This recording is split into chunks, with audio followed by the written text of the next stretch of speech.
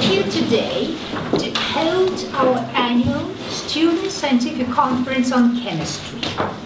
And on behalf of the organizing committee and in my own name, I welcome you and those who are participating in the conference are going to make their reports today.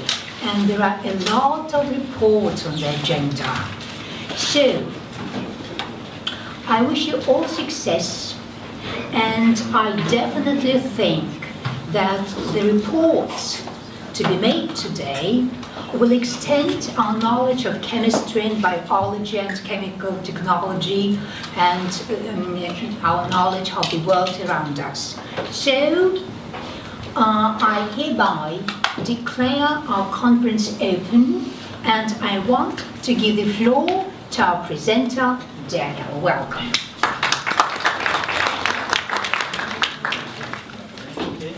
Thank you very much. We'll try to be quick here. We have assembled here to share our views on different scientific issues. There are 19 reports on the agenda, and the time limit is 8 minutes.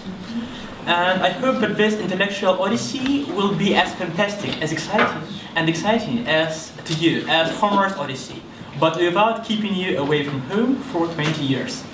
Okay, and now now the floor is given to Philippe Ponomarev. And he will be speaking on the topic synthesis of porphyrin and Alex conjugates with cyclic polyamines for theranostics. My name is Philippe Ponomarev, and the topic of my research work is synthesis of porphyrin analogs conjugates with cyclic polyamine for theranostics. Today I'll talk about potentially wide possibilities of using photodynamic agents synthesized in our laboratory. Photodynamic therapy, PDT, is a form of phototherapy using non-toxic light-sensitive compounds that are exposed selectively to light, whereupon they become toxic to bacteria, viruses, and cancer cells. Most modern PDT applications involve 3 key components: light source, a photosensitizer, and tissue oxygen. Theranostics derives from Greek therapia is care and treatment, and diagnostics means the ability to recognize, is a revolutionary new approach in medicine and pharmacy. It is an integrated solution of both diagnostic and therapeutic problems. It is well known that there is a wide range of photodynamic agents, conjugates, that are used in photodynamic therapy.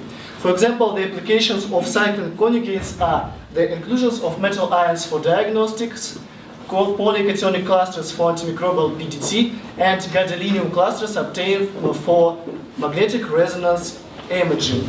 And photophysical properties allow to combine diagnostic and therapeutic procedures in order to obtain great effect. So, Thiafarbid A methyl ester was selected as an initial material due to its great photodynamic properties. Chlorophyll A was extracted from Spirulina potensis alga powder in acetone and then modified to initial compound.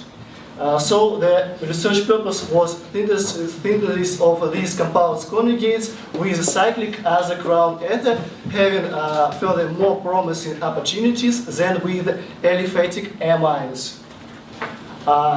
It was cycling among the wide range of cyclic polyamides, which was selected as the reactant based on existing literature data. Quantum chemical calculations of the reactant were carried out beforehand. So the minimum energy structure conformer was found, in which hydrogen atoms are arranged symmetrically to the respect of the conformer. So we can estimate a relative ease of nitrogen atoms replacement. Substrate nucleophilic pentacycle opening by cycling and further nitrogen atoms substitution were fulfilled in the methylene chloride solvent with a minor addition of DPA agent for the creation of a basic medium. The next step was the removal of tert butyl substituent with 80% 3-fluoroacetic acid acidolysis. The purification and analytics were carried out by thin layer chromatography (TLC) on silica gel in methylene methanol anion system. There was a chromatographic mobility change to the products compared to that of the reactors. The formation of our products were detected, I assume, based on they received characteristic electronic absorption spectra and the receiving and the presence of characteristic molecular ion peaks in mass spectra. Two tautomeric forms of each product were detected by proton and two-dimensional nuclear magnetic resonance spectra. Quantum chemical calculations of the methyl fenorbit A, of the methyl ester fenorbit A conjugate were also carried out. The calculation results indicate the change in the conformational cycling with the possible hydrogen bond formation. It may be concluded that it is the reason why the product obtained can be of varying degrees of substitution. And at the last stage, we created a potential theranostic agents with palladium and gadolinium cations. Recent investigations or recent applications of MRT, magnetic resonance tomography, in investigations of photosensitizers containing palladium and gadolinium cations revealed the formation of large numbers of coordination bonds that was detected and that is also from electronic structure is shown, and as we can see on this slide. And the following conclusions on the basis of the study can be made. And now we are synthesizing our conjugates in larger quantities, and we are going to carry out biological estimations. Currently I have got one article and 4 printed theses on this theme. And now we continue our research work. And my impact in this work is chemical synthesis, quantum chemical calculations, and cooperative writing of the papers. Thanks to the head of our department, Dr. Andrei Fedorovich Mironov, to my scientific advisor, Dr. Mikhail Alexandrovich Green, thanks to all our collaborators from other institutions and universities, and thank you for the attention. Thank you very much, Philip. Any questions? Yes, may I ask a question? What types of imaging models are you going to use in your biological studies? Thank you for the question. Firstly, we are going to carry out not in vivo, in vitro models on the cells, and then we are going to use mouse in vivo models because the organism of the mouse is similar to the human's organism. Thanks. Okay. Good afternoon. The topic of my research work is synthesis and biological studies of novel self-containing photosensitizer for photodynamic therapy of cancer based on bacteriochlorophyllate derivative and gold nanoparticles. The cancer treatment is a very important challenge of our days. Unfortunately, standard methods of cancer therapy are not appropriate for some kinds of cancer. For example, surgery can be used when tumor is located on head or neck. Chemo and radiotherapy have dangerous side effects, but now we have novel, non-invasive and effective methods of therapy. It's photodynamic therapy. Photodynamic therapy is based on 3 main components. First, photosensitizer. Second, source of light, and last, oxygen, which is present in any cell. First of all, photosensitizer is injected to patient. Then it is accumulated in tumor cells. After it, tumor tissue is irradiated by laser with appropriate wavelength. Phototoxic reaction, photochemical reaction take places, and reactive species of oxygen thus produced destroys malignant cells.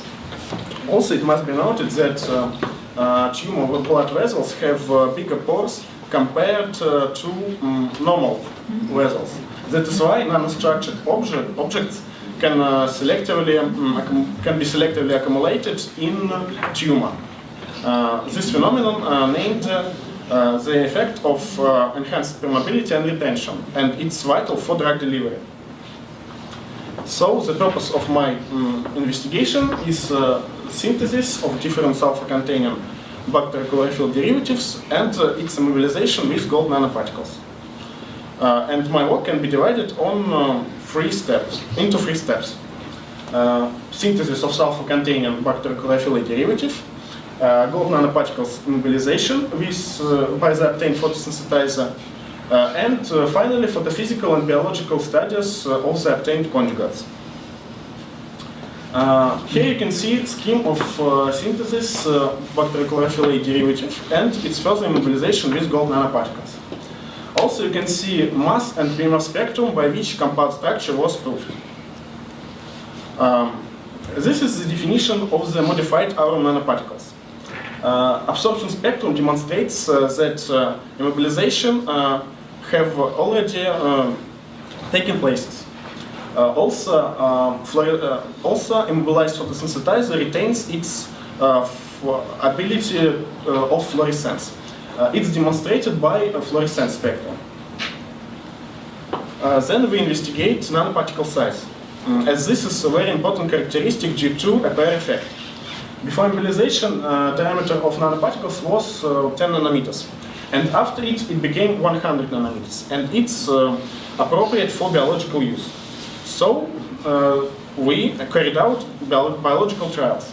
We investigate accumulation kinetics and of non-structured photosynthesizer and free photosynthesizer by means of local fluorescence spectroscopy.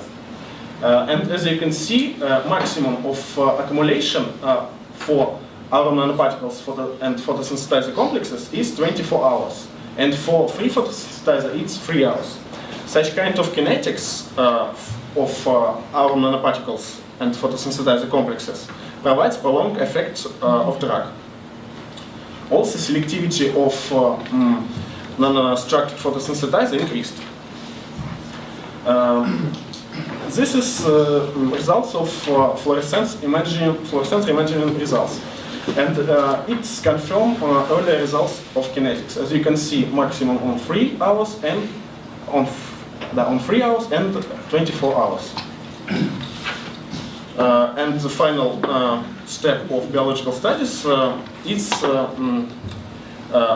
photodynamic therapy treatment. And as you can see, this on this photo, destruction of cancer. So our photosynthesizer is effective.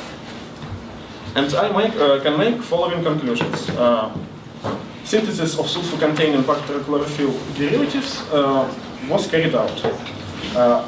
Also, our nanoparticles were immobilized by the obtained photosynthesizer. Characterization of nanostructured photosynthesizer was carried out too. And finally, biological trials of sulfur-containing bacterial chlorophyll derivative and its nanoparticles conjugates were fulfilled. I want to thank my scientific advisors, Professor Mikhail Alexandrovich Green and Professor Andrei Fedorovich Mironov, and also many colleagues from other institutions and research centers for their help. And thank you for your attention. If you have any question, I would be pleased to answer.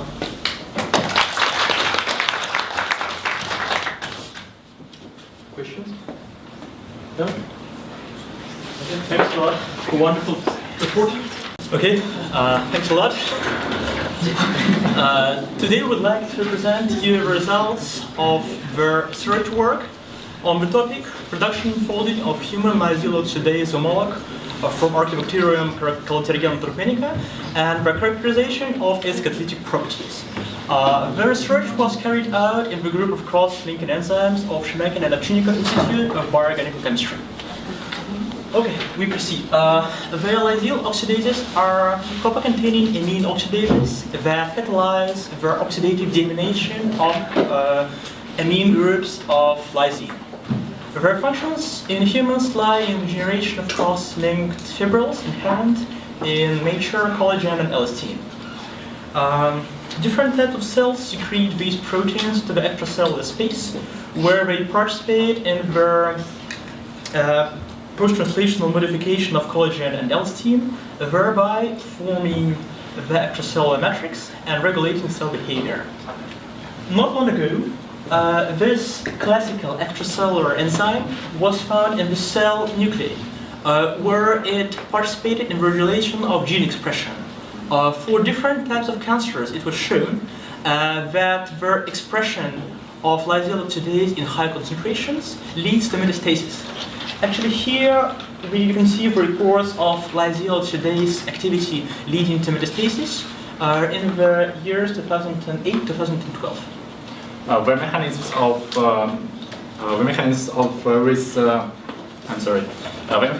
of these processes and the enzymes' role remain incomprehensible.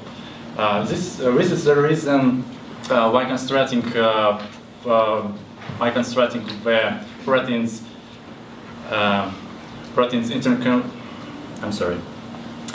this is the reason why constructing the proteins interact might be helpful in analyzing possible logs mechanisms of interaction with other proteins. The 3D structure of human logs is still unknown, but several hypothetical 3D models have been recently suggested. The one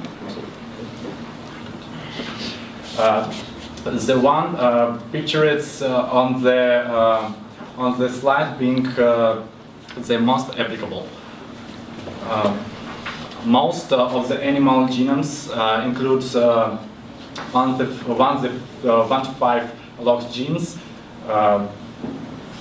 whereas plants and fungi lack logs. They are also absent in the majority of prokaryote genomes, but the presence of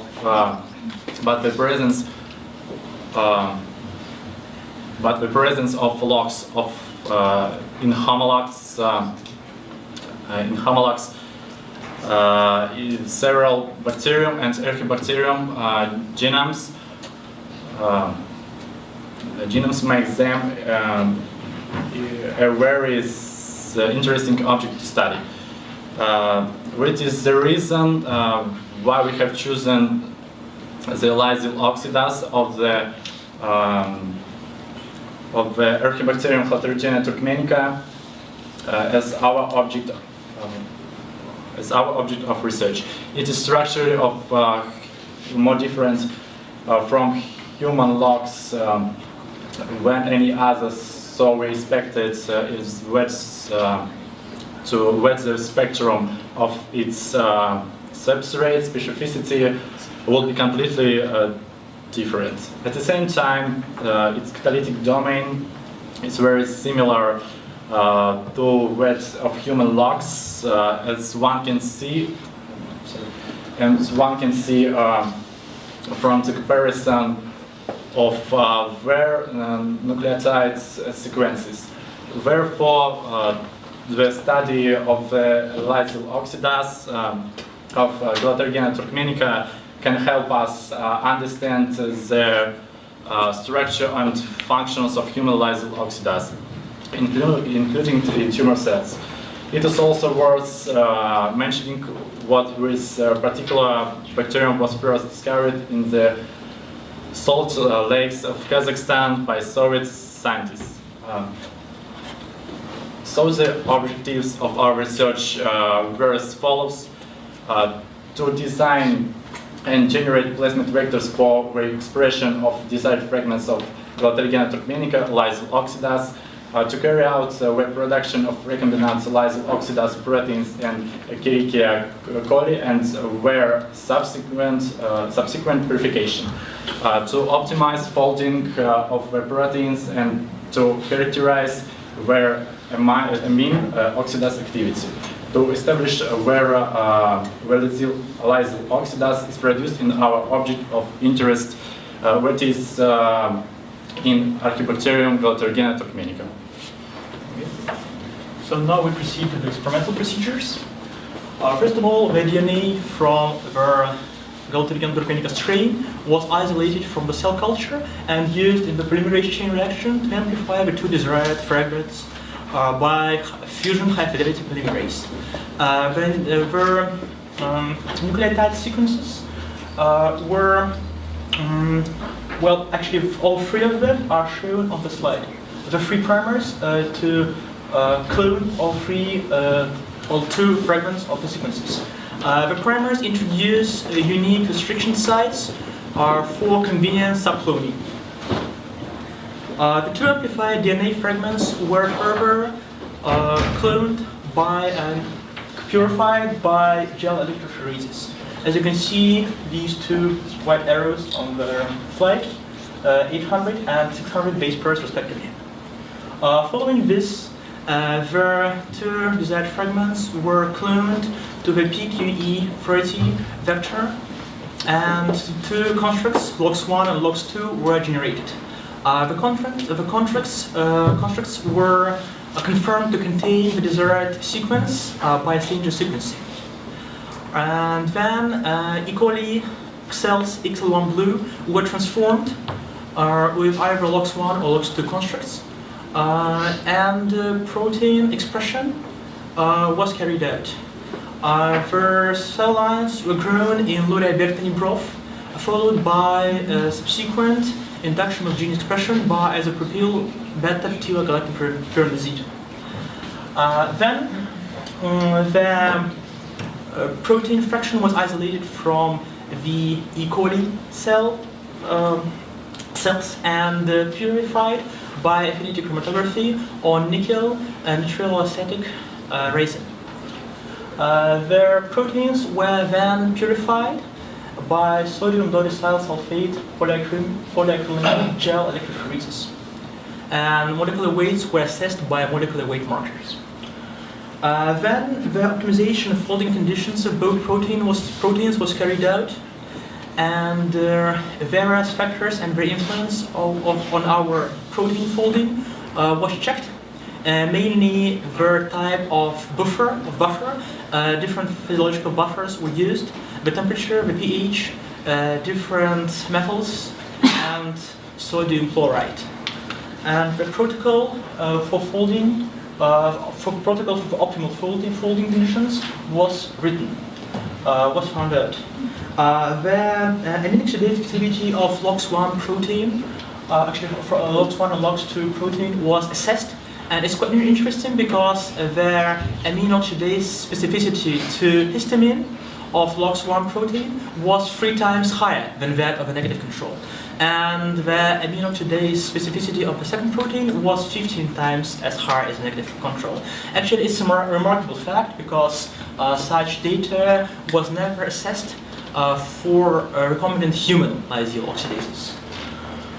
On the next step, well, the substrate specificity of these proteins to different primary amines was assessed, and it's worth saying and paying attention to the fact that they show substrate specificity not typical for other amino oxidases, including lysyl oxidases, mainly to glycine and beta-alanine.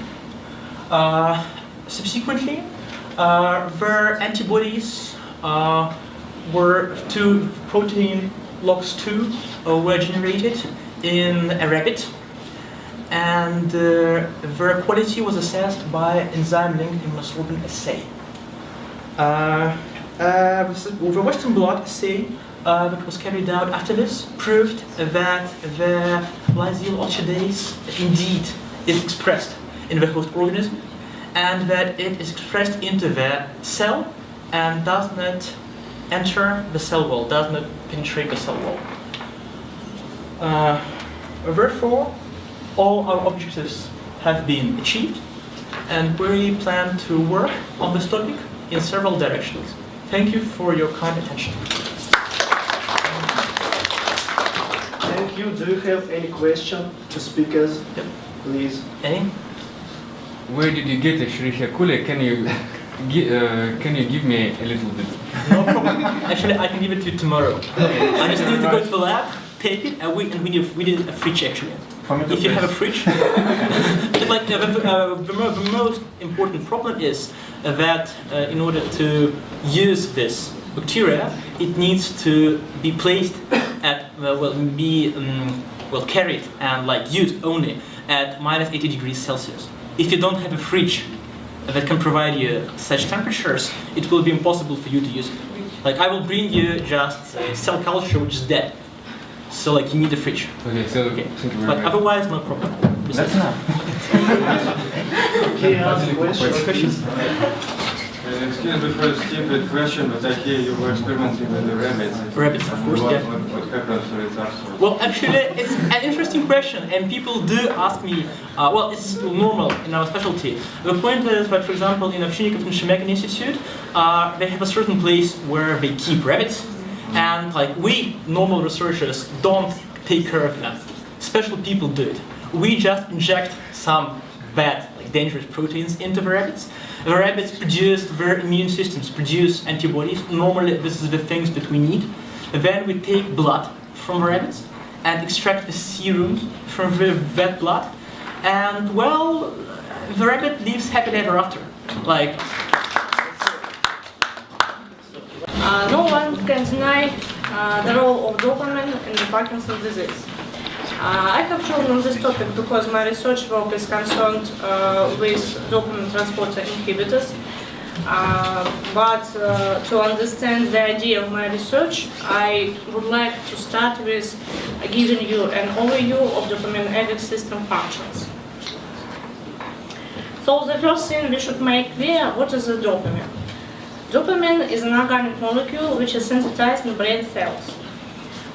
Its structure and biosynthesis pathway are presented at the slide. As you can see, the precursor of dopamine is L-tyrosine amino acid, which is converted into L-dopa, and then L-dopa is converted into dopamine. As for its functions, dopamine plays an essential role in the control of movement, attention, and reward system.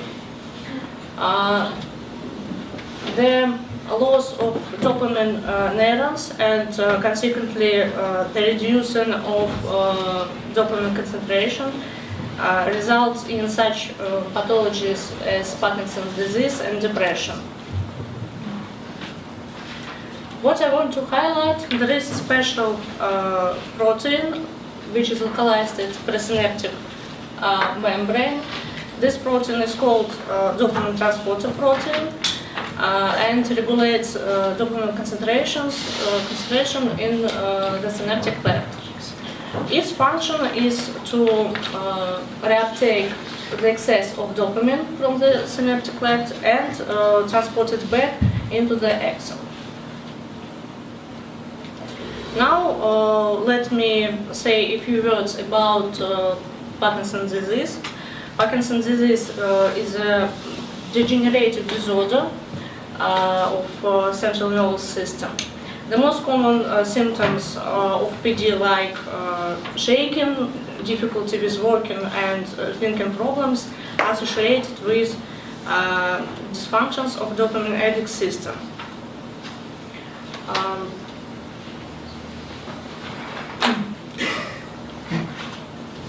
When it was found that the reduction of dopamine concentration causes symptoms which I have listed above, scientists consider several types of therapy. The first way is to administrate the dopamine precursor, L-dopa. The second way is to inhibit monoamine oxidase action, which breaks down dopamine into an active metabolite. And however, nowadays the most potential approach to treatment of Parkinson's disease is inhibition of dopamine transporter protein. And our objectives are the development and synthesis of dopamine transporter inhibitors to obtain the most detailed results, we start with the synthesis of fluorescent inhibitor, and as a base we chose vanoxerine, which is the most potential inhibitor nowadays, and is a well-known drug, vanoxerine. After that, we have obtained structural analog of vanoxerine, but up to date we haven't got any biological tests yet. Ready? To obtain a fluorescent inhibitor, we had to start with modifying of vanoxerine structure, and firstly we built a nitrogen group in its structure, and then reduced it to amino group. Given compound is an analog of vanoxerine, adapted for attachment of fluorescent probe or any else fragment. Then our laboratory carried out several tests. At first we obtained absorption spectrum of fluorescent inhibitor, and as you can see at the figure A, there are 2 points of max absorption at 200 and 510 nanometers. It means that reaction went successfully, and we got desired compound. Then we tested this inhibitor at living cells, and figure B demonstrates these cells lighted with green color because of adopted fluorescent inhibitor. To conclude everything, it is obvious that there are 3 types of therapy in Parkinson's disease treatment, but the most potential one is to inhibit dopamine transporter protein. The result of our work is that we have obtained 2 inhibitors, fluorescent and structural analogs of vanoxerine, and have carried out some biological and physical chemical tests to prove their structure and functions. Thank you for your attention. Any questions? What kind of cells did you use in your in vitro experiments? Thank you. I don't remember. Yes. It was PC12 cells, cells from mice tumor, and they are called spectrocytoma. Thank you. Any other questions? No? Okay, thank you very much. Good day, everybody. My name is Maria Sokol, and the topic of my research work is a novel method for the synthesis of 1,2,4 Weizen derivatives. The aim of the study was the practicing of a novel method for synthesis of 1,2,4 Weizen derivatives. The tasks were to select an efficient catalyst of the reaction between N-propagylamide benzoic acid and bochydrazine, to select a reagent for the oxidation of substituted 2,5-dihydro 1,2,4 Weizens to substituted 1,2,4 Weizens. Trace amines are found to present in mammals.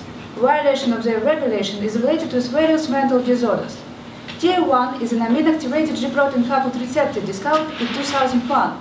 It was established that TR1 plays a significant role in regulating dopamine, norepinephrine, and serotonin neurotransmission in the central nervous system. Some of the endogenous trace amines and biogenic amines are tier 1 agonists, including paramethylamine, tryptamine, dopamine, and others. Among synthetic agonists, there is a phenylethylamine derivative applied previously for attention deficit hyperactivity disorder treatment, and formimidazoline derivatives used for depression, psychosis, Parkinson's disease curing. At present, the searching of tier 1 agonists among 1 to 5 imidazole derivatives is being carried out in our laboratory. Substituted amines, propragylamine derivatives, and zinc triflate as a catalyst were applied to prepare substituted imidazoles. To increase the synthetic potential of the reaction, we utilize various hydrazine derivatives, including bochydrazine. As a result of the cyclization reaction between N-propragylamide benzoic acid and bochydrazine, we had a compound other than the supposed one. Relying on results of LCMS, certain CN mass spectroscopy, and protein mass spectroscopy, we proposed a structure of 6-methyl, 3-phenyl, 2,5-dihydro, 1,2-triazine, here up to simply compound 7. The compound was synthesized by 3 stages by Kohn et al. In 1967. The spectra of previously described compound and mutual by Osmond were compared and found to be identical. Subsequently, the 6-methyl, 3-phenyl, 1,2,5-triazine, here after simply compound 8, by the oxidation reactions with potassium ferrocyanide 3 was obtained. Thus, a novel method for synthesis of 1,2,4-triazine derivatives was proposed. From the information found in the literature, we selected a number of reaction catalysts between N-propragylamide benzoic acid and bochydrazine. The formation of the target product was controlled with TLC. The catalysis by rare metal triflates such as gadolinium triflate and scandium triflate, and also by alkali metal triflate, lithium triflate, failed to form the desired products. The applying of dibulum and ammonium fluoride gave a similar result. We fixated the formation of compound 8, trace amount of compound 7, and a large number of side products in the reaction with dibul and ammonium fluoride. Reaction with buff resulted in a product which mobility on TLC was similar to that of the compound 8. Thus, the most suitable catalysts for reaction involved were zinc triflate and zinc chloride. With the foundation of literary sources, it was suggested to hold a screening of oxidation agents such as potassium ferrocyanide 3, manganese dioxide, and barium. The best result was with potassium ferrocyanide 3. For the synthetic chemistry, a one-pot synthesis is of great interest. In this process, several stages are carried out in one reactor without isolating of compounds formed at intermediate stages.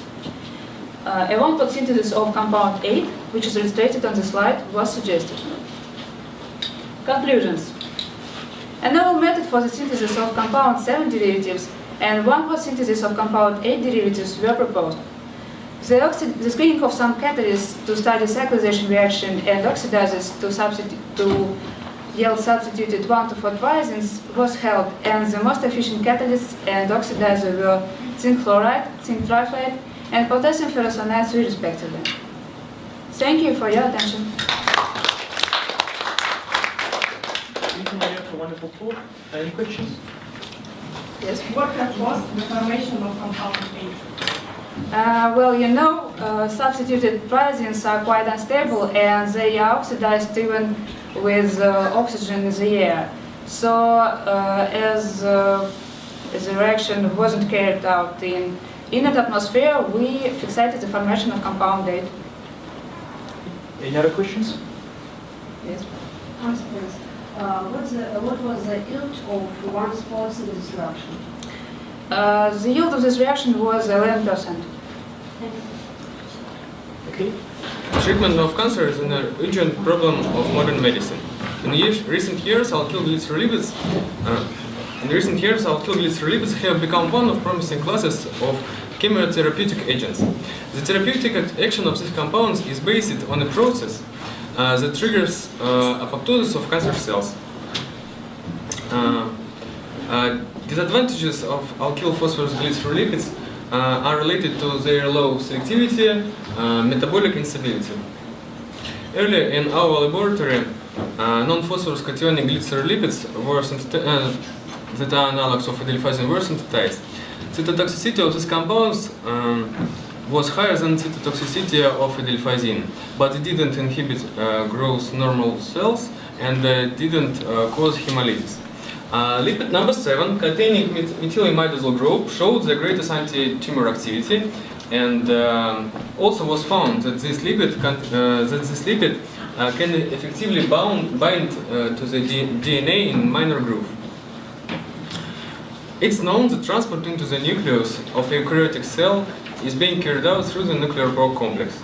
Penetration of compound into the nucleus can occur if a core peptide sequence, nuclear localization signal, is presented in the structure. This sequence is recognized by cytoplasmatic proteins importins that bind it and transfer into the nucleus. NLS, nuclear localization signal, represents an oligopeptide containing of 16 amino acids. Since our cationic lipid bind to DNA in the minor groove, we assume that the attachment of the nuclear localization signal to lipid promotes its direct transport to the nucleus and better DNA binding and therefore increasing anti-tumor activity. The aim of this work was synthesis cationic lipid containing nuclear localization signal. To achieve this goal, the interaction of maleimide derivative of lipid and with thiol containing peptide was chosen as the main reaction, which take place in mild condition with high yields. On the first stage of the synthesis, we protected the maleimide molecule for further alkylation of the nitrogen atom. A mixture of maleimide and furan was refluxed in diethyl ether and gave white crystals after recrystallization, which were a mixture of two stereoisomers.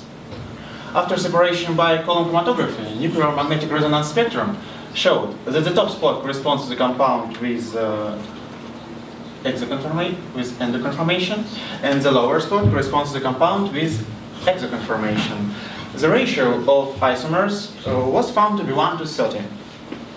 The second stage, alkylation of protected maleimide 2 by treatment with an excess of 1.6 dibromahexane resulted in the production of compound 3 with an with a 58% yield. The signals of protons corresponding to maleimide and hexamethylene groups were clearly observed in the nuclear magnetic resonance spectrum. Then we previously deprotected the maleimide derivative by boiling in toluene and quaternized the lipid precursor 5 by obtained bromide 4. This procedure led to lipid 6 with a 76% yield. The signals of protons corresponding to long-chain alkyl substituent, maleimide, imidazole residue, and glycerol were clearly observed in the nuclear magnetic resonance spectrum.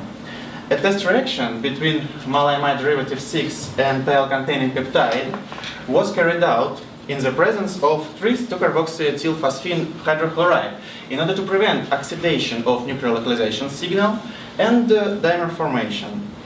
After 15 hours, the conjugate 8 was isolated according to a known protocol. Therefore, the synthetic scheme was developed and the new cationic lipid containing a maleimide group was obtained.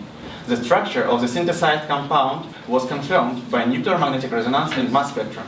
A test reaction between maleimide derivative of the cationic lipid and thiol-containing peptide nuclear localization signal was carried out. Thank you for your attention. Learn something about cationic lipids here. Any questions? Did you carry out the nuclear magnetic resonance here or elsewhere?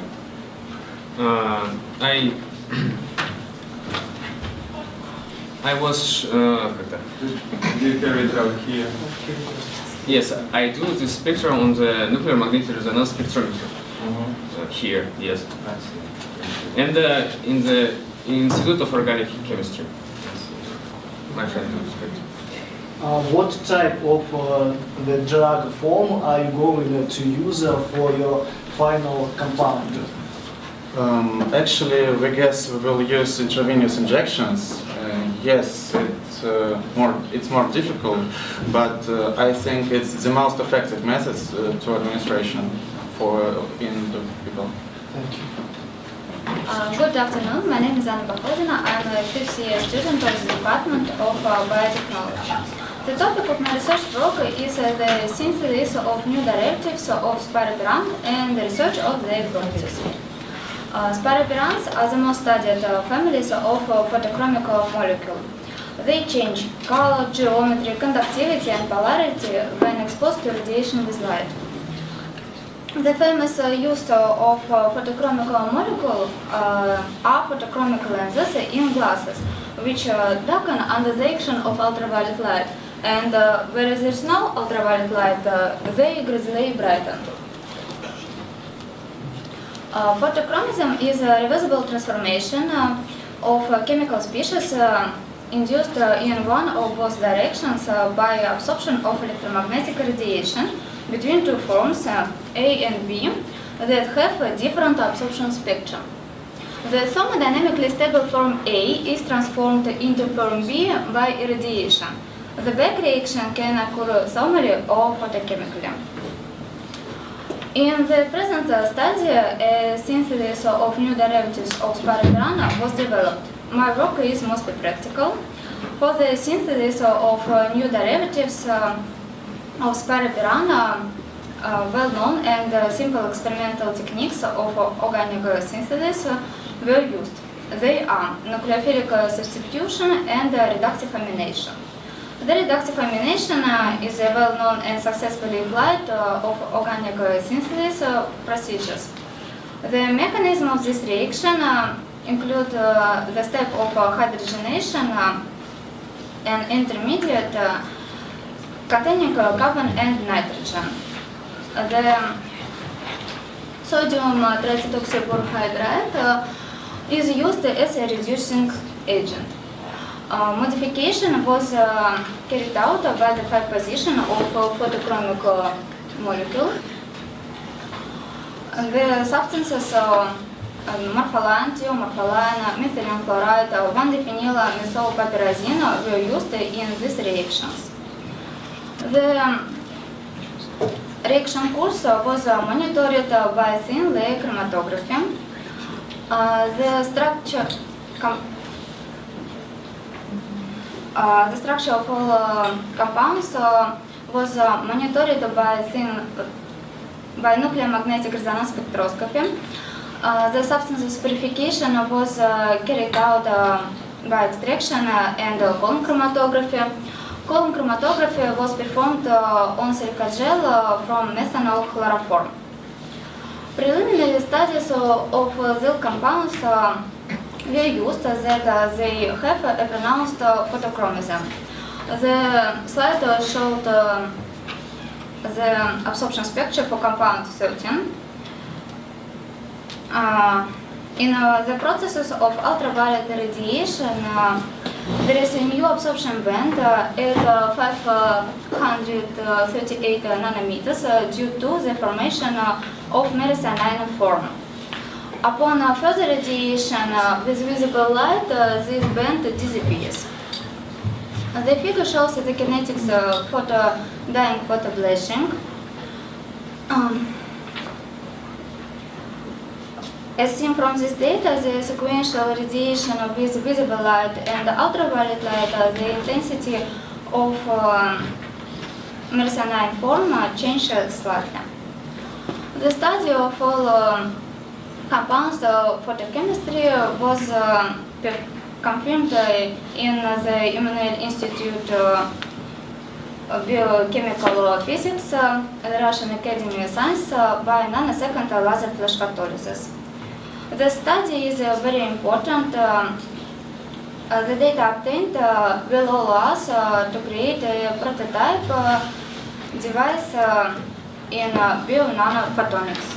Thank you for your attention.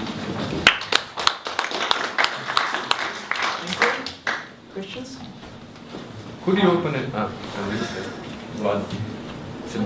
Could you open please an NMR spectrum? Could you open this? Сейчас. Я поняла, секунду. What solvent you do you use? Dimethyl sulfoxide. Dimethyl sulfoxide.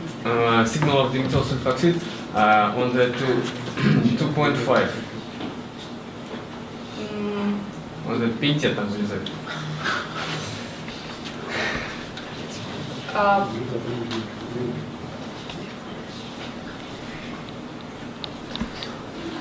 I do. Okay, thank you very much. Das ist Ihnen. No, Be quiet, please. It's calculation spectrum, yeah? Okay, the next question? Okay. The next question. Which system was performed for distortion in research model? I was performed from ethyl acetate aqua. Okay, any other questions? Well, I think we found it very interesting, all of us. Good day to all. One of the most important fields of supramolecular chemistry is molecular design, synthesis, and characterization of organic photochromes. Investigation of photochromism is very significant because of wide practical opportunities to use it for development of different molecular devices. So intensive research of monolayers at liquid surface make an efficient contribution to development of molecular devices and functionalized organic surfaces. The elaboration of optoelectronic systems demands photochromic monolayers that can be used as building blocks for working elements of such systems. Due to high temperature resistivity and narrow absorbance bands, pyropyrens and their derivatives pyronaphthoxazines are the primary type of organic photochromes. Lignin-loaded films and monolayers based on photochromes are very versatile because of the possibility to build multi-layer structures with chosen thickness and molecular orientation. Such systems have high chemical, thermal, and mechanical resistance, but however, these compounds in monolayers have been hardly studied. According to this, nowadays, most efforts are directed to elucidation of the relationship between the structure of photochromic compounds and photochemical reaction efficiency in them. So, until now, behavior of pyropyrens and pyronaphthoxazines in solid state have been studied in polymer matrices, biopolymers, micelles, and at functionalized solid surfaces. For example, functionalizing solid surfaces allow controlling hydrophilic properties of such systems. Pyronaphthoxazines, which are relatively new compounds, are more perspective than pyropyrens, but their properties in monolayers haven't been studied at all. So, according to this, we have investigated monolayers of new amphiphyric photochrome called CN8.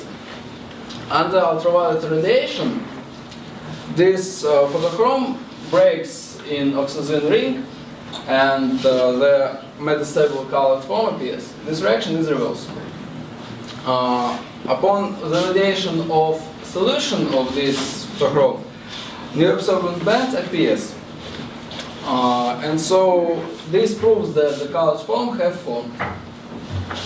Changes in molecular structure have occurred as a molecule in methionine form takes more area than in closed state.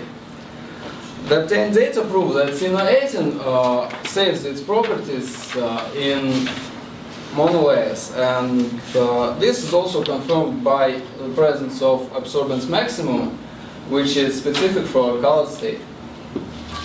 Here you can see the photomechanical effect of monolayers of thin rating. That consists in monolayer pressure changing upon the ultraviolet radiation, and as a consequence, ability to commit mechanical work. There are two photoisomeric states of these monolayers. Under ultraviolet radiation, in the one state the pressure is going up, and in the other going down. The inversion of this process occurs at the phase transition point. So the conclusions are we have obtained stable monolayers at a water interface and investigated their physical-chemical properties. It was proved that C18 saves its properties in two-dimensional state. Also, it was shown that changing the phase condition of monolayer allows to initiate mechanical work at the opposite directions, using the same influence on it. In the following researches, we are planning to continue investigation of this photochrome and transfer it onto solid substrates, and using different physical-chemical methods, examine its properties. Thank you for your attention.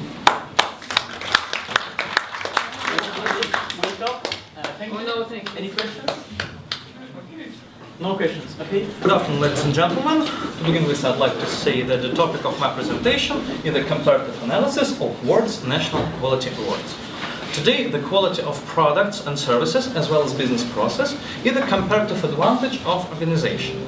Quality is critical in meeting requirements and expectations of customers, partners, stakeholders, and other shareholders. Let's see what quality is. Quality has a pragmatic interpretation as the non-inferiority or superiority of something. It's also defined as fitness for purpose. Quality is perceptual, conditional, and somewhat subjective attribute and may be understood differently by different people. Here you can see some notable definition of qualities. And to sum up, quality is an outcome, a characteristic of product or service provided to a customer, and the hallmark of an organization which has satisfied all of its stakeholders. Let's transfer to National Quality Awards. What is National Quality Award? It's not just an award, it's a mechanism which helps enterprises to understand and set the philosophy of quality. Moreover, it directly affects the economy, because according to the rules of awards, nominees must share their experience in the field of quality from always, from presentations to visit their factories. On the screen you can see the three main World's Quality Awards. They are the Deming Prize, the Malcolm Baldrige National Quality Award, and the European Quality Award. This is the main information about these awards. The history of national awards begins from 1951 with the establishment of Deming Prize. The next stage was the establishment of Malcolm Baldrige National Quality Award in 1997, and the European Quality Award was established in 1992. All these awards are based on the principle of self-assessment, and the number of criteria for self-assessment is different, but it coincides in qualitative aspect. The evaluation system is fully covering all activities of the organization. Here you can see list of winners of these awards, and as you can see, they are Hitachi, Nissan, IBM, Boeing, and so on. And this is companies that have already proved themselves in the market. So in terms of quality, Russia takes far not the last place. In 1996, there was established the prize of Russian government in field of quality. This award is fully harmonized with European Quality Award. Of course, there is again a list of winners, but despite the success of World's National Quality Awards, we still have some problems in Russia. First of all, the modeling criteria of national award has become an instrument for improvement only for a small amount of companies. The next problem is that for Russian organization, this quality award is just an award, one of many competitions with pluses and minuses inherent in such events. And the main problem is that the concept of benchmarking isn't implemented in Russian companies because of complex of secrecy of domestic business. And as a conclusion, here some words about National Quality Award. As we see, National Quality Awards can be as a concept or a management tool. So, if we see a Quality Award as a concept, the victory is a recognition of leadership of the organization by the business community and the customers. The confirmation of high quality and reliability of the organization to business partners and all stakeholders. Independent expert assessment of the effectiveness of the system of management and determination of areas for priority improvement. And participation in the competition create the company's image seeking to improve the quality of business.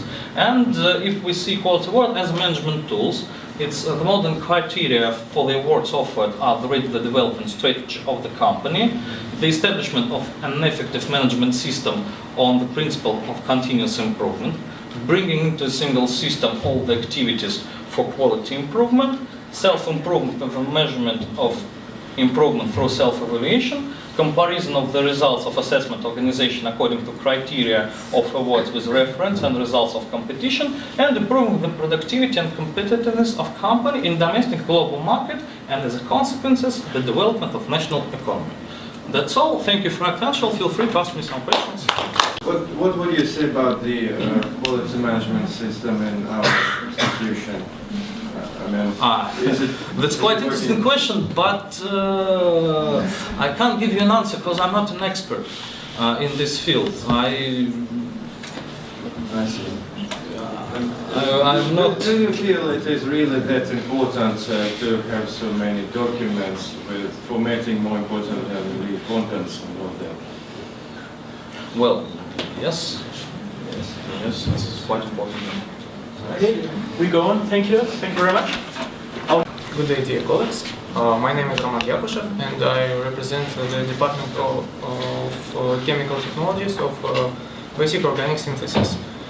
The topic of my research is the thermodynamic and topological analysis of the formation of internal tangential azeotropes in binary two-phase systems. Let me start from the basic concepts. As you can see from this figure, chemical engineering systems consist of three triad units. They are raw material preparation unit, chemical transformation, and the separation unit. I'm going to deal with the separation unit because it's the most complex and the most energetically wasteful. Large energy capacity determines the need to create optimal conditions of the process of the conditions for the separation of mixtures. A fundamental solution of these problems is possibly due to the study of physiochemical properties of in the individual components, as well as study of the whole mixture. The main problem of the separation are non-ideal mixtures that have specific composition in which compositions of equilibrium phases are equal to each other. These composition points are called azeotropes. As you can see from this vapor liquid plot, the equilibrium curve crosses the diagonal in the azeotropic point, and there is an extreme point at the temperature plot that corresponds to the azeotropic point. Most of mixtures are monoazeotropic, but however, there are bi- and triazeotropic mixtures, the separation of which is more problematic. The importance of biazeotropy research you can see on this slide. Biazeotropic phenomenon makes the separation of mixtures with conventional rectification impossible. These problems of separation can be solved at the preliminary stage, having carried out the thermodynamic and topological analysis of such systems. This slide contains main purpose and the objectives of the research. The main purpose is to identify the full set of properties specific of internal tangential isotrope, or ITA. To reach this purpose, there was set a list of objectives. They are to analyze the evolution of zeotropic mixture into biazeotropic, and to find out the main and the additional properties of ITA using various models. Here we can see the evolution of zeotropic mixtures into the biazeotropic in two ways. First of them occurs by bifurcation of the zeotropic mixture with the appearance of a boundary tangential isotrope in the point of low boiling component, with it following moving into the diagram. The second step is the appearance of boundary tangential isotrope in the point of heavy boiling component, which forms a isotrope with the maximum boiling point. The second way of evolution is the second way provides the formation of internal tangential isotrope. As you can see, this equilibrium curve tangents the diagonal in the point that corresponds to ITA. Then this isotrope bifurcates into two isotropes. It's to be noticed that in the first case, isotrope with the minimum boiling point is adjacent to the low boiling component, but in the second case, isotrope with the maximum boiling point is adjacent to that corner. Isotropes have the next expressions. These expressions are isotrope with the minimum boiling point has these properties, and isotrope with the maximum boiling point has the following properties. And what is of interest is ITA. Let's pass over to the next slide. Here you will see the basic sense of the research. As the base of calculation, van der Waals differential equation was taken, which corresponds to the first equation. Here, delta S corresponds to represents the differential entropy of the phase transition. Delta V represents the differential volume change in the phase transition, and G is Gibbs function. At the constant pressure, we can get this equation. Transferring delta S dt to the other part of the equation and dividing both part of it by dx, we get equation 4. Then we take out x of brackets. So then we differentiate this equation by x and apply isotropic conditions. Since this expression k minus 1 equals 0, we can derive the equation 7. Considering this expression, we can derive the equation 8. This equation is the final standing of our calculations. So, since the equilibrium curve tangents the diagonal of the plot, the derivative dx under dy equals 1. It causes that derivative dx under dt, dx under dk, and the second derivative dx under dt equal to 0. Thus, we obtain the table of main properties of ITA. This is the central idea of the research. Now I would like to pass over to the additional properties of ITA. At the Department of Basic Organic Synthesis, there was studied a plane. That defined by relationship between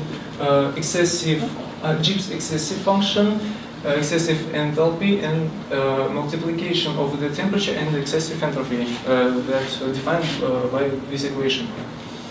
From the values given in this plane, we can conclude that number of properties forms a loop that starts and ends at 0 point.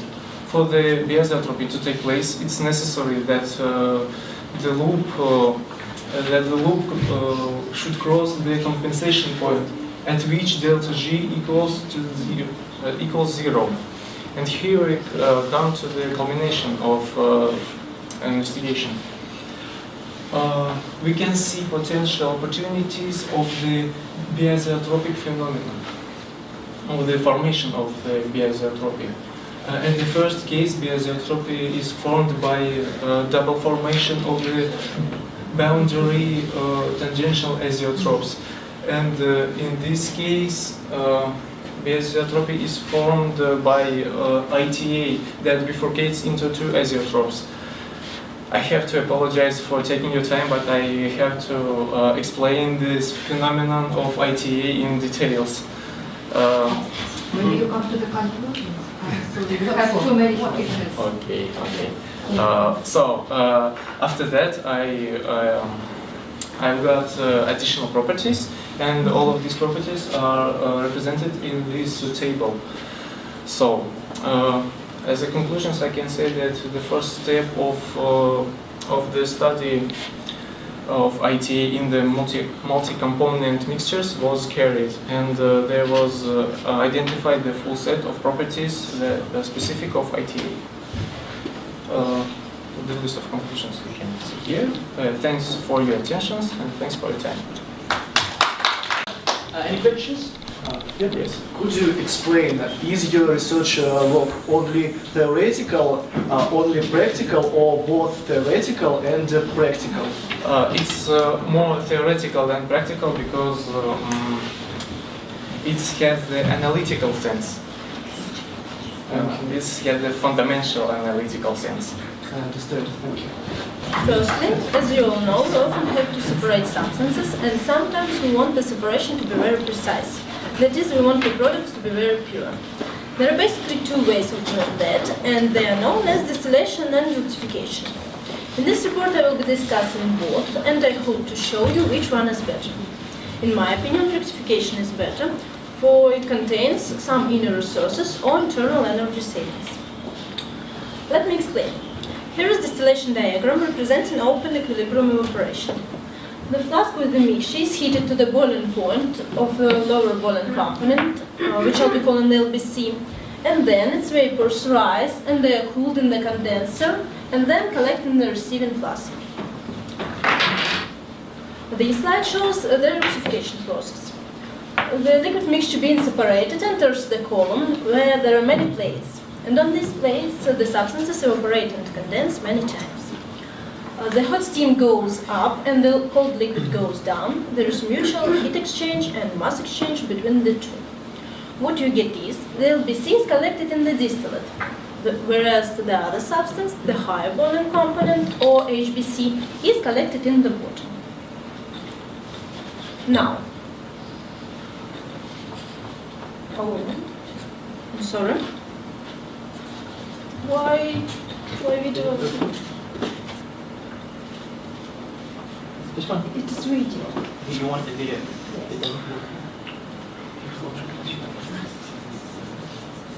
I'm so sorry, but it should be video. Yes. And now, both processes require much energy, lots of energy, due primarily to the high heat of vaporization of the mixture being treated. From the practical point of view, the first advantage of rectification is that one obtains practically pure substances. This is achieved by a sufficient number of plates in the rectification column and because of the so-called reflux, which actually is the part of the LBC returning into the column. And now I'm going to compare the two methods in a more scientific kind of way. And I'll be using mathematics as well as chemical engineering. And I'll show you some expressions and skip the others, so hopefully you can follow. As it's known, the amount of heat spent depends on the relative volatility of the components, alpha in the formula, which ranges from 1 to infinity. Actually, alpha is enteric. So, my scientific advisor, Professor Zakharov, has invented another parameter, p, which is related to alpha like this, and ranges only from 0 to 1, and we call it separability. Our future discussion will be based on that. We published a number of expressions for the unit amount of heat spent on rectification and distillation, which prove that rectification is more advantageous. We also noted that it's inversely proportional to the mixture separability. These two curves, which I have plotted myself, show this relationship in dimensionless form. It's only natural that increasing of the amount of heat spent with reducing of the mixture separability is related to increasing of the reflux. To be evaporated in the column bottom. And that means there is internal energy saved. In the case of continuous distillation, there isn't internal energy saved. The amount of heat spent is associated only with the partial evaporation of the boiling initial mixture, composition X1, because after separation, the leaving vapor composition Y0 is no longer involved in the process. Complete separation takes place when the difference between X0 and Y0 is close to the maximum. In considering the nature of the internal energy saving during the rectification process, it has been found that it increases with the reflux ratio. To verify this fact, we found expressions for the minimum reflux ratio when the initial mixture is fed in the form of a saturated liquid. The dependence of R minimum on P indicates a simultaneous nature of the two curves. And it confirms that the internal energy saving depends on the minimum reflux ratio. So these are the conclusions. As you see, we proved the advantage of the process of rectification over distillation, and we stated the direct dependence of the internal energy savings during the rectification process. Thank you for your attention. Any questions? May I? Yes. You explained only the theoretical part of it, but is there a practical application of your research? As for the practical application, supposing that we want to separate the mixture with more than 2 components, and of course by rectification method. Good afternoon, my name is Konetsky Vladislav and my theme is design of neurodegenerative diseases panel. At present, we are at the beginning of a new era ushered wonderful changes in our lives. We live in an era of biological revolution. It has become possible owing to interpretation of human genome. DNA is an amazing thing. It contains all information about a person, including these diseases. A lot of devices that allow quickly and inexpensively to sequence human genome appeared after the decoding DNA. Today, the price for sequencing is $1,000, and every day the price becomes cheaper. Soon, DNA sequencing will be a routine method in hospitals and clinics as an X-ray, blood test, or ultrasound. I would like to tell you about the use of this method for diagnosis of neurodegenerative diseases, namely the so-called creations of the panel for these diseases. At first, the doctors around the world observe their patients in hospitals and clinics and create a whole database which describes the diseases and the dependence of these diseases on the mutations in the DNA. Selecting necessary genes, we will create a list of exons needed for the panel. Then, chemists synthesize the oligonucleotides complementary to these sites, and the biologists select the right enzymes. There are three main steps in this procedure: sample preparation, sequencing, and data analysis. DNA is extracted from the blood of patients with special reagent. Then it's necessary to divide all the long chain into small fragments of the DNA of 300 kilobases of length. We carry out this using a set of enzymes. The ends get ready. To get the blunt ends, we use a set of polymerases and endonucleases. The primer is a reagent. Then the next step is to use a special prepared oligonucleotides. They are called adapter. The oligonucleotides contain an primer and an index. The primer is a reagent for polymerase chain reaction, and we use an index for equipment to distinguish the sample that belong to different people. Linker is attached to an oligonucleotide that contains a biotin and has a high affinity for streptavidin. This procedure is aimed to get the required DNA size by means of a magnet. The magnet will attract all samples to itself, and the other residues will be washed away. Creating a library of samples, we approach for sequencing using a special device for polymerase chain reaction, which will increase the DNA concentration. Due to we are going to sequencing only a few genes rather than entire DNA, we can test not one person, but up to 96 persons at the same time. Next generation technology is too complicated, and if you are interested, I can tell you about it later. After completing this procedure, we will get files in amount of several gigabytes. These files will be processed on the computer and compared with database of healthy people. At last, we will receive a list of mutations in certain genes, and the doctors and the geneticists will be able to interpret them and to put an accurate diagnosis to patients. That's all. Thank you for attention. Lots of applications in the future. Questions? I have questions. How do you think when your diagnostic method will be used in each hospital for each patient? I know some companies which offer this procedure now, and I think it will happen in 10 or 15 years. Any other questions? No? What is your excuse me? What is your personal input into I have done sample preparations, and I work on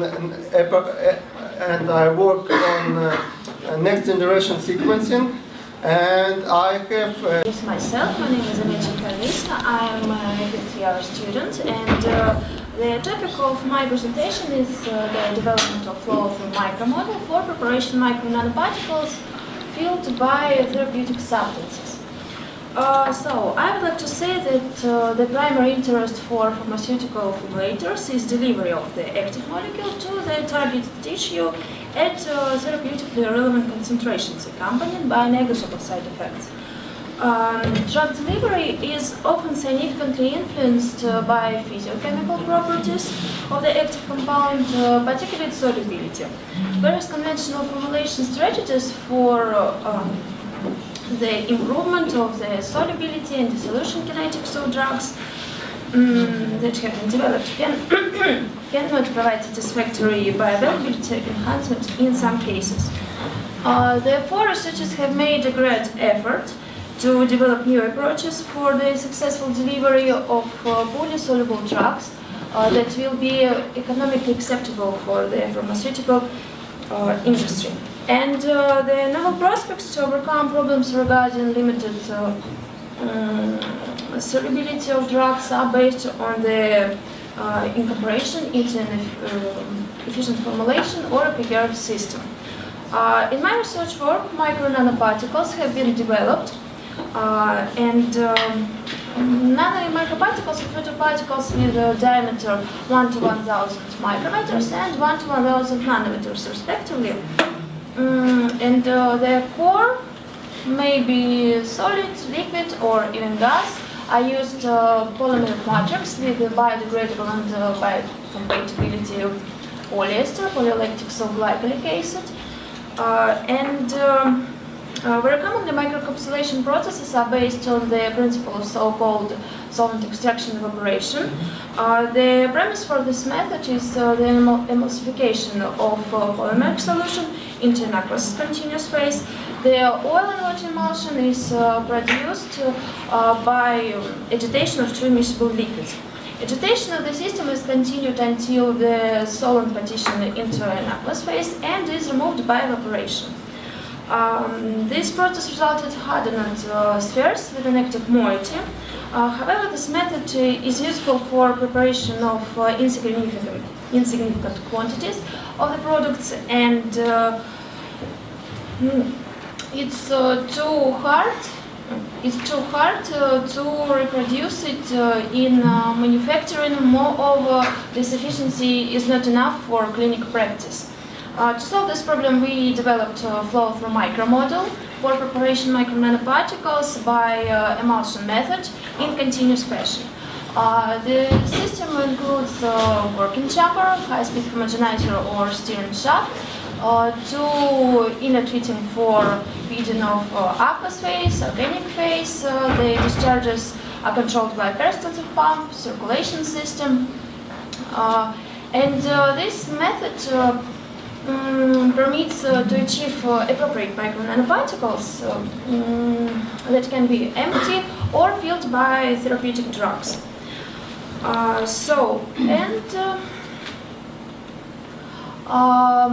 The different speed discharges variables tested in this study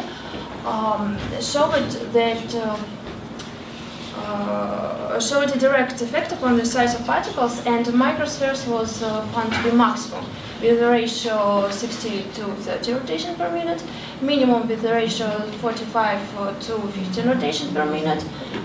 As for nanoparticles, the ratios were the same, but I used high-speed homogenizer. Finally, I can say that our development can be useful for micro nanotechnology, and continuous conditions seem to be viable and promising strategy for the biopharmaceutical industry. This method has advantages over conventional encapsulation. Thus, it can increase bioavailability, permeability, and solubility of many potent drugs which are otherwise difficult to deliver. Polymeric particles will increase permeability, solubility, bioavailability, will reduce drug dosage frequency, and will increase patient compliance.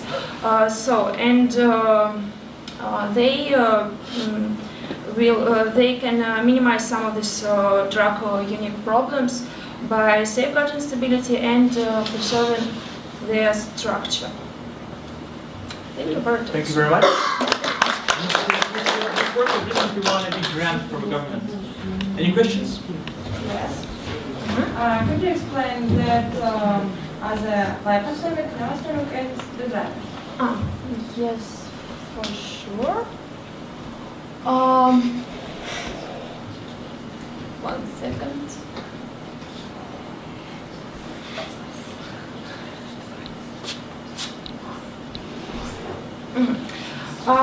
Liposomes are concentric bilayered vesicles in which aqueous phase is enclosed by a membranous lipid bilayer that is mainly composed of natural or synthetic phospholipids. As for dendrimers, dendrimers are macromolecular compound made up of series of branches around inner core.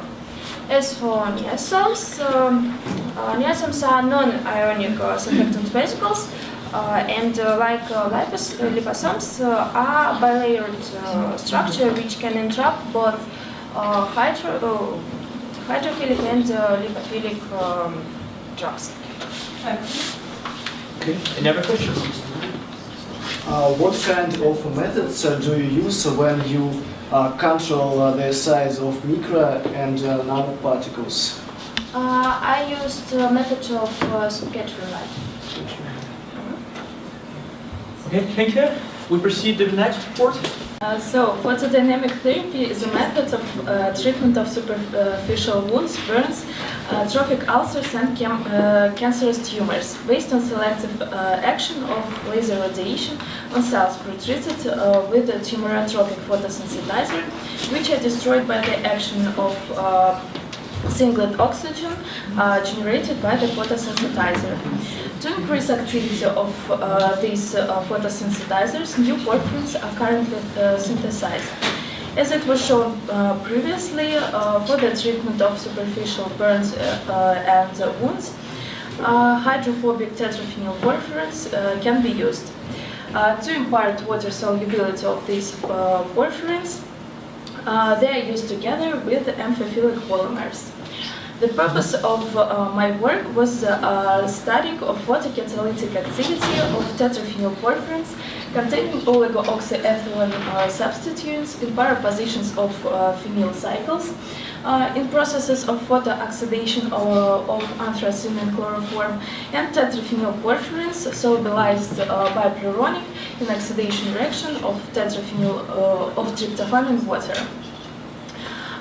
For better action of singlet oxygen, the need to increase the amount of photosensitizer passed through the inner membrane was shown.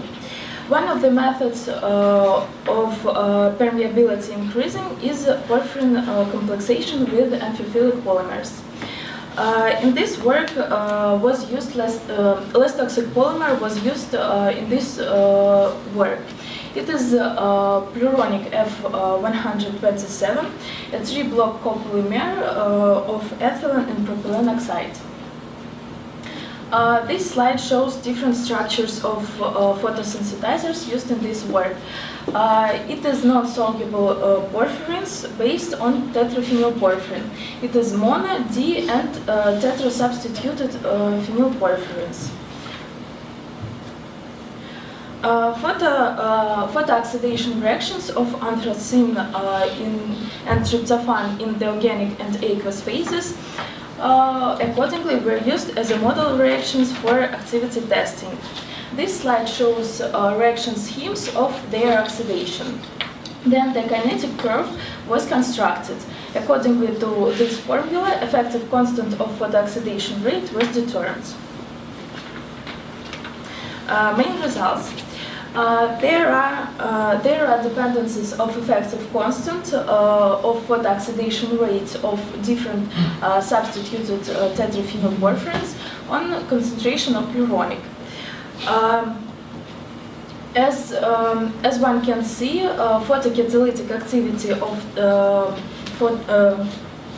tetraphenyl porphyrins isn't influenced by Pluronic. And the most active photosensitizer in oxidation reaction of anthracene is tetraminophenylporphyrin. Their solubilization extent was determined by electronic absorption spectrum of non-substituted tetraphenylporphyrin. It's clear that electronic absorption spectrum of this porphyrin isn't influenced in presence of Pluronic. At the same time, in electronic absorption spectrum of this porphyrin solubilized in water, one can observe the change of solid band intensity. Band 3 almost doesn't change, so it can be used to calculate the solubilization degree extent. Similar electronic absorption spectrum were obtained for the other porphyrins. There is a diagram showing dependencies of solubilization extent on the ratio of molar concentrations of porphyrin and pyrronic. It is seen that the maximum solubilization extent is achieved in various at certain values. So in case of tetraphenylporphyrin and tetraminophenylporphyrin, one can observe a sharp drop of solubilization extent when Q is equal to 0.7. In case of tetra substituted and monosubstituted tetraphenylporphyrins, one can also observe a sharp drop when Q is equal to 0.3 and 3 accordingly. In case of desubstituted phenylporphyrin, there is almost no decreasing of solubilization degree extent. So it is this is due to increased hydrophilic property of this porphyrin and increased ability to bind with amphiphilic polymer.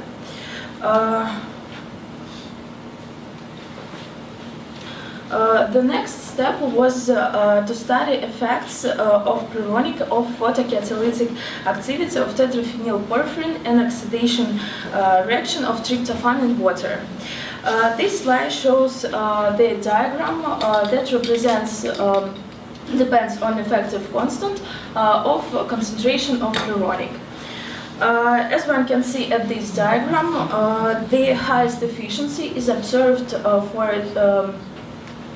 tetraminophenylporphyrin and for monosubstituted phenylporphyrin, as the maximum of photocatalytic activity is reached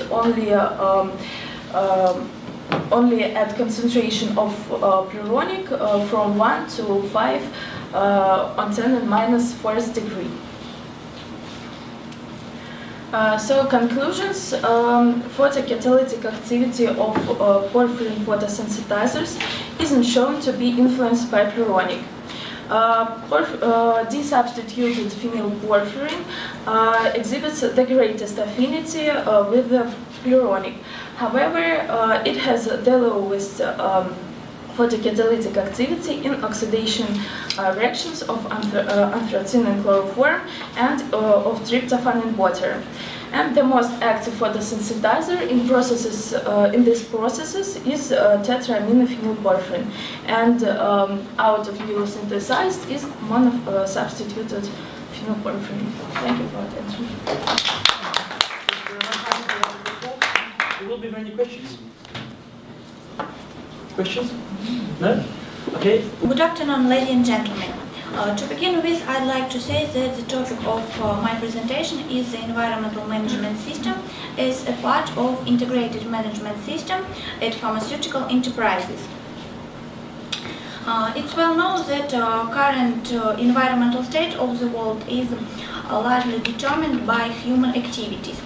Despite some achievements in reducing the harmful effects of industrial production on the environment, the ecological situation on the planet continues to deteriorate markedly. Just a while ago, many world companies included in their strategy green issues only to the extent that their activities comply with the minimum requirements of the national environmental legislation. Without thinking about the long-term survival of humanity. By since 1980s, the protection of the living space from the harmful consequence of industrial production of persons' intensive economic activity ranks the first place among the problems of industrial enterprises. Creating the system of industrial environmental control and environmental management is the most effective way to achieving specific results in the field of environmental protection. It has all led to the creation of ISO 14000, the family of international standards for ecological management system in enterprises and companies, and it has been called one of the most significant environmental international initiatives. On this screen you can see the model of environmental management system.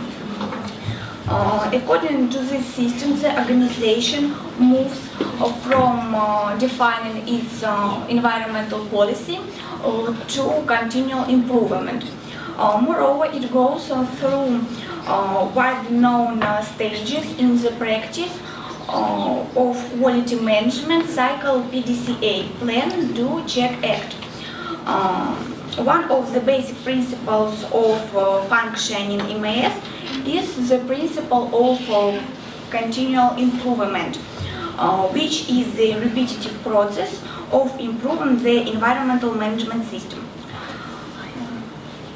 We should also point the fact that the basis of ISO 14001 standard is the concept according to which the organization should periodically review and evaluate its environmental management system to identify opportunities for improvement and implement these improvements.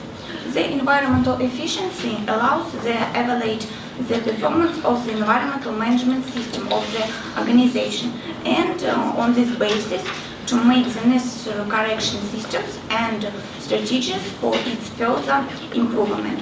The environmental management system is a separate but not an isolated system. It is an integral part of the overall management system of the organization. The integrated management system is a system that meets the requirements of two or more international standards functioning as a unit. For pharmaceutical companies, it is the most typical creation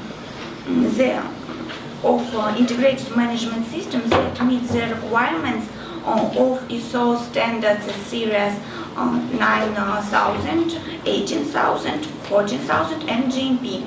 According to this concept, quality and safety should be the motto of the pharmaceutical industry.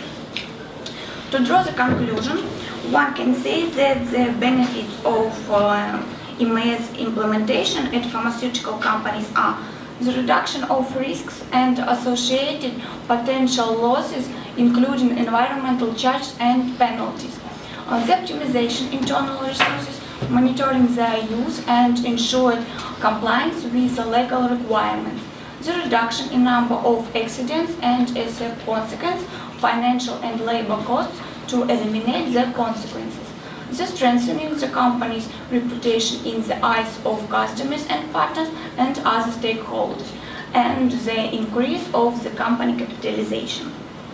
And now, to sum up, let me say some words about the companies which has successfully run MAS.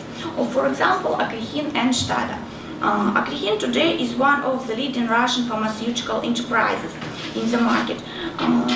The environmental policy of this company is to minimize the impact of production activities on the environment, health and well-being of the population.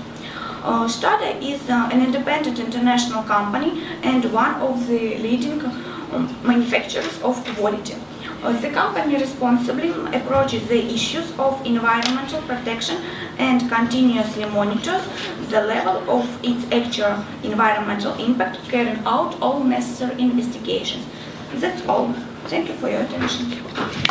Nowadays, the majority of Russian current problems have been caused by inadequate preparation of layers of different levels for the work in the modern market conditions. Although the success on the market depends on many factors, all the Russian companies have one common trait. They all work in accordance with comprehensive marketing and are completely client-oriented. The aim of this work is to master the methods of a new product development and its market penetration. The present process has a variety of weaknesses connected with unskilled workers, financial risk, and a high level of revenue. That is why all big companies conduct their product and brand policies. Nowadays, only 10% of products introduced in the market are really new. The process of development of a new product consists of 6 stages, which include the following actions: searching for ideas, selection of ideas, economic analysis, product development, testing of a product, and market introduction. Searching for ideas is conducted in internal as well as external sources. Internal sources include marketing research department, patent department, and operational department. External sources include trading companies, buyers and consumers, trade fairs, and exhibitions. The best known methods of gaining ideas is brainstorming. Selection of ideas. The aim of this stage is to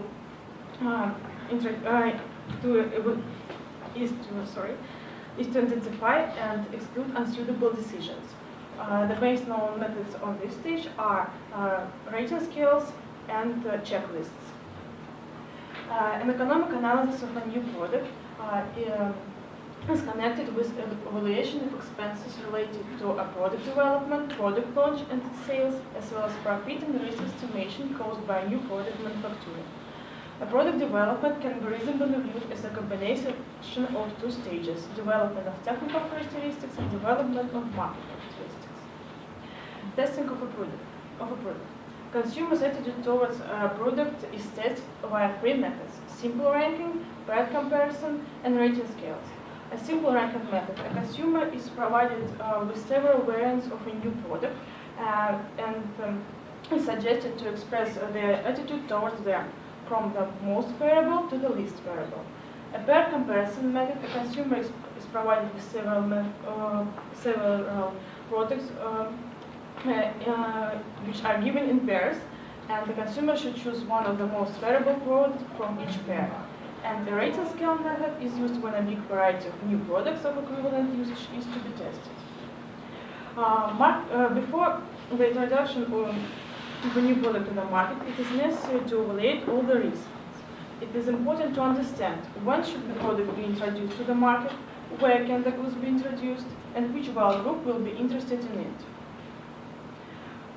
To understand the process of introducing of a new product to the market, in practice, I have studied Procter & Gamble techniques on the washing powders market. Procter & Gamble washing powders. That appeared in 1946 when Procter & Gamble chemists worked out a new or proposed detergent capable for removing even persistent stain. Initially, Tide looked like a white powder, while other household cleaning products aimed for lavender looked like a soft curd. The aerial history began in the later half of the 60s. This was the first washing powder which could remove stains of organic origin. And washing tablets were not approved by consumers because they contain a lot of phosphates, as turned out later. All these washing powders are very popular in our country, but have some downsides. All washing powders is sold slowly. They are not ecologically friendly washing powders nowadays. A lot of them contain phosphates which cause allergic responses, and capsules cannot remove persistent stains. Nevertheless, I want to offer some new kinds of washing powders. Scrub, as I took gel capsules as a basics. To overcome the main downside, I suggest that we can add some washing powder particles which will not dissolve and will help to remove even persistent stains. Dry powder. Instead, washing machines, we will use drying machines with special washing powder which will look like a candy or a tablet and can be able to remove dirt under the influence of high temperatures. And renewable powder. After washing, 30% of the washing powder which has already been used can be utilized next time. Some of these ideas have already been implemented, but I hope that in future we will have such washing powder which will be useful for buyers and popular among them. And conclusions, I have analyzed the introduction of a new product and identified the disadvantages of washing powders that currently hold leading market positions, and offered the new types of washing powders with the following characteristics. They dissolve in water easily, don't contain any phosphates, and save such important resources as water and electricity. Thank you for your attention. Thank you very much, Lena. I'm sure that you found out something about brand policy. Okay, any questions? May I? Could you explain us the method of brainstorming? Yes, thank you for your question. A group of people offer a lot of ideas that are burning in their minds in this moment and that can help to solve the problem. Thank you. Okay, thank you. Any other questions? No? Okay, thank you very much. And now we would like to bring to your attention our report on different approaches for the synthesis of new compounds with potential antibacterial activity. It's known that 76% of diseases was given rise to by bacteria. Therefore, the development of new antibacterial drugs are required. At present, the investigation of synthesis of new compounds based on carbohydrates and amino acids with respective antibacterial activity. According to the literature database, we create a scheme of preparation of 1, 2, 3, 5, 6 tetra-O-acetyl 1S glycosyl galactofuranols and 2, 3, 5, 6 tetra-O-acetyl 1S monofuranols. As well as cationic surfactants based on ornithine conjugated with grade dimethyl or dititrazole ether of asparagine acid. Different approaches were used. In the first case, the hydrophobic blocks were connected with a spacer on the polar head. In the second case, the hydroxyl chains were connected with a linker and then with a polar head. Ester bond formation is obtained using protected amino acids, isopropyl glyceride and DCC, dicyclohexylcarbodiamide. After the protection of isopropylidine group by boiling in acidic acid, myristic acid was connected with 2,3 hydroxyl chains with DCT. The protection of both groups was achieved with a trifluoristic acid. The second scheme was developed for preparation of ornithyl aspartidipeptide 10. The derivative of L-asparagine acid was prepared by esterification primary amino acid 6 affected by myristic alcohol in the presence of pitolwin sulfuric acid with protein of salt solution. The bond-protected L-ornithine was activated by N-hydroxysuccinimide in the presence of DCC. Then, protected lipid dipeptide 9 was prepared by adding of diether of L-asparagine acid, and then the protection was achieved with a trifluoristic acid. 1, 2, 3, 5, 6 penta-O-acetyl galactofuranols and 1, 2, 3, 5, 6 penta-O-acetyl galactofuranols was prepared for synthesis as a base for a different antibacterial compound of glycopyranosides type.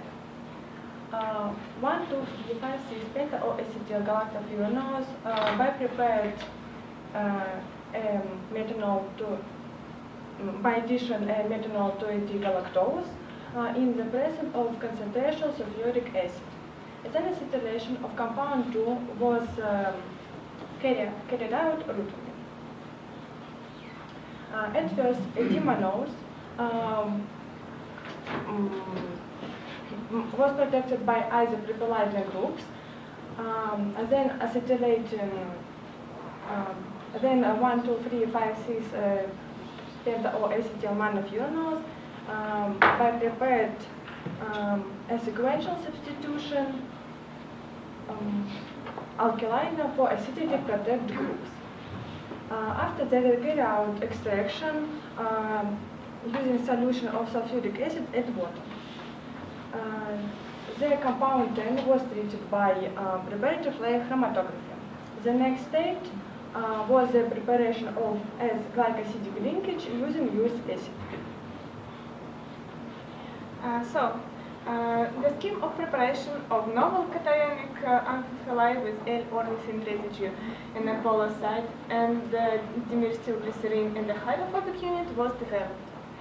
Synthesis of novel cationic surfactants based on L-ornithine and ditetraphase of L-asparagine acid was obtained. Schemes of synthesis of 1,2,3,5,6-penta-O-acetyl-galactofuranose and 1,2,3,5,6-penta-O-acetyl-monofuranose were ordered and obtained. Structures of intermediate and final compound were characterized by infrared spectroscopy, nuclear magnetic resonance, and mass spectrometry. Thank you for your attention. Thank you very much. Any questions? No? Okay, it means that we finish our conference. So no words. Then I hope. Okay, yeah, well, I think our reports, all of them were very interesting and on various themes. And I believe that the information we heard today will help all of you in your further research. I would like to express my gratitude to the teachers of the Department of Foreign Languages, and first of all to Elena Vladimirovna Proskorikova, who organized the conference. I declare the conference closed. Thank you everybody, and goodbye and good luck.